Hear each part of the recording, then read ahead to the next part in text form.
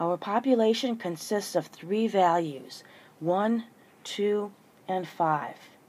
First, we need to list all possible samples of size 2.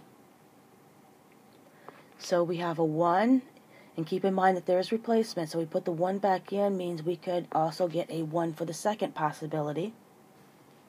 We could have a 1 paired with a 2, or we could have 1 paired with 5. But maybe we don't start with 1, maybe we start with 2. So we could have 2 with a 1, 2 with a 2, 2 with a 5. But maybe we start with 5.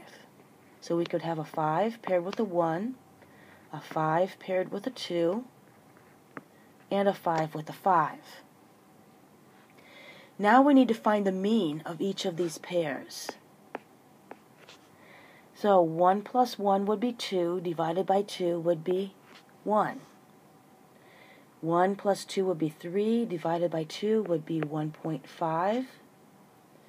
1 plus 5 is 6, divided by 2 is 3, and so on. Keep doing this all the way down. A 2 and a 1, the mean would be 1.5. A 2 and a 2, the mean would be 2. 2 and a 5, the mean would be 3.5. 5 and 1, the mean will be 3.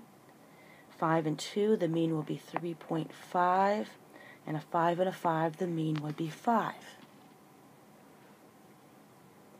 So as in the lecture, you can add all of these means and divide by 9 to find the mean of the sample means. So 1 plus 1.5 plus 3 plus 1.5 plus 2 plus 3.5 plus 3 plus 3.5 plus 5, and then divide by 9. You should get 2.6 repeating, or as a fraction that will be the same as 8/3. However, you could also condense this information into a frequency distribution and then use your calculator to find the mean. In doing that, we would look at all the means that we had previously, and we would list them in order. So the first one would be a 1, the next one would be 1.5, the next one will be 2, and then 3, 3.5, and 5. And now the probabilities in the second column. So 1, we only had one of those out of 9 possibilities. 1.5, we had 2 out of 9. A 2, we only had 1 out of 9. 3, we have 2 out of 9. 3.5, we have 2 out of 9. And 5, we have 1 out of 9. So here's our frequency distribution. If you're using your calculator, you would put the means into list 1, and then the probabilities into list 2.